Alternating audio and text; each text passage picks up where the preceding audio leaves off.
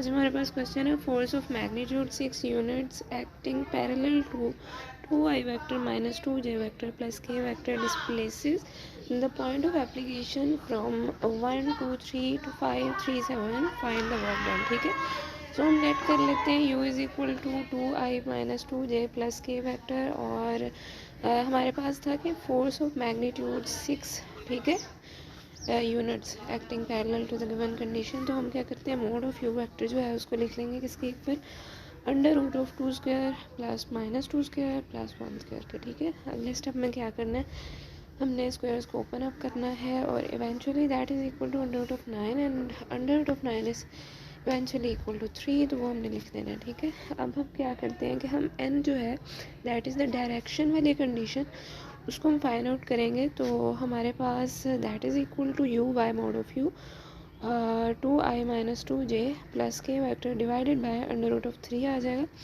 तो जो फोर्स थी वो है मैग्नीट्यूड 6 यूनिट्स की। ठीक है, दैट मीन्स कि f जो है उसको हम लिख सकते हैं इक्वल किसके, 6n के। तो 6 इंटू एन हमारे पास आया है 2i minus 2j plus k vector divided bye 3 के इक्वल। तो फोर्स किसके इक्वल आ जाएगी, ऑब्वियसली 3 2 6, 2 को इनसाइडली आप मल्टीप्लाई करेंगे तो आपके पास 4i माइनस 4j प्लस 2 के वेक्टर आ जाएगा। अब लेट कर लेते हैं कि a into 1 two 3 and b into 5 3 and 7, तो displacement would be equal to the measurement from the point A to B and that can be written as the displacement or the distance from the point O to B and the distance from point O to A उसे आपने निकाल देना है किसमें से, O से B तक के फासला जो है हमारे पास उसमें से।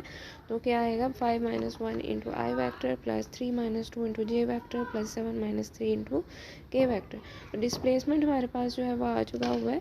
अब वर्क डन के लिए हमारे पास क्या फार्मूला होता है, that is equal to F dot D. तो एफ क्या था, 4i माइनस 4j प्लस 2 के इंटू क्या आएगा 4i प्लस j प्लस 4 के। जब दोनों को मल्टीप्लाई करेंगे तो हमारे पास 16 माइनस 4 प्लस 8 आएगा, that is equal to 20 and that is the answer of the given condition जो कि है वर्क डन हमने फाइंड आउट करना था। और मल्टीप्लिकेशन जो सी है वेक्टर्स वाली फॉर्म में हमारे पास जो होती है वो हमें करनी आती है कि जब आप दो कंडीशंस को आपस में मल्टीप्लाई करते हैं और आई डॉट आई हमने पढ़ा हुआ है that is equal to 1 eventually J dot J जो है वो भी 1 के इक्वल होता है, के डॉट के जो है वो भी इक्वल होता है यूनिटी के। तो ये सारी चीज़ें हमने थ्योरी में पढ़ी हुई हैं। बहरहाल वर्क हमने फाइंड आउट करना था दैट इज़ इक्वल टू 20।